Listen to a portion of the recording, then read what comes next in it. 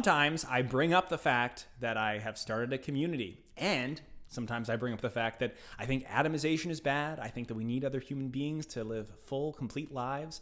I bring up the fact that communities have historically been declining, and then I think that's a bad thing.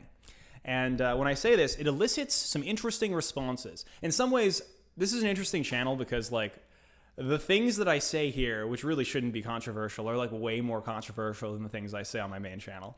So like one of these things is like, community good?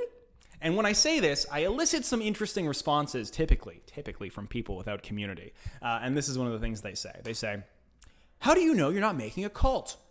How do I know that the community that I'm interested in joining isn't a cult? Okay, two things real quick, okay, before I even get into this. One, I don't know if this take is too hot for this channel, but liberal society is terrified of organization. It's terrified of people coming together. It's terrified of people leaving their cubes, their pods full of goo, and organizing with other human beings. Terrified. It doesn't like that. And I think that part of the way that it enforces this terror is by feeding us narratives about cults, because these are ways that, you know, communities genuinely can go wrong. Or can be like the guise of a community can psyop people who want community and take you into a bad place, and with a charismatic cult leader, right? That everything revolves around. It's actually only beneficial to the charismatic cult leader, right? That's like a good example of a cult. Everything revolves around that charismatic character, and everyone just wants the attention or the favor of that character. So basically, what I'm saying here is, if you walk into, can you really not tell? This is my immediate response. If someone asks me, how do you know you're not walking into a cult?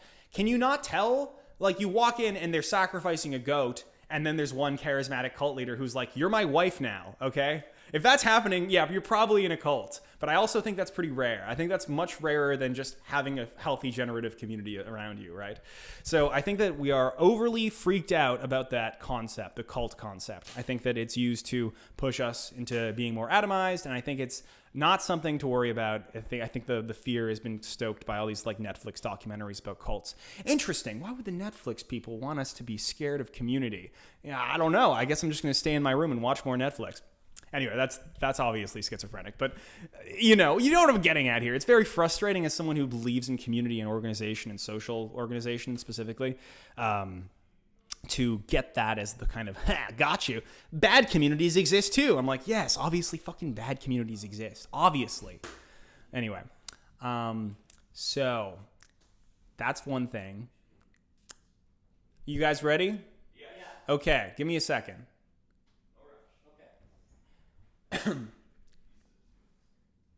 Sorry, my community wants to go. The cult that I've built wants to go out tonight and go to Nuit Blanche, which is a Toronto music festival or art festival, and that's a crazy cult that we have because we're all fucking crazy.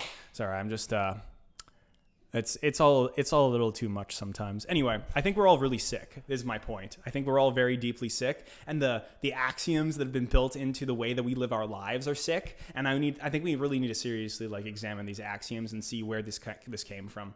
And I made a little chart so that you can see the difference between a cult and a community.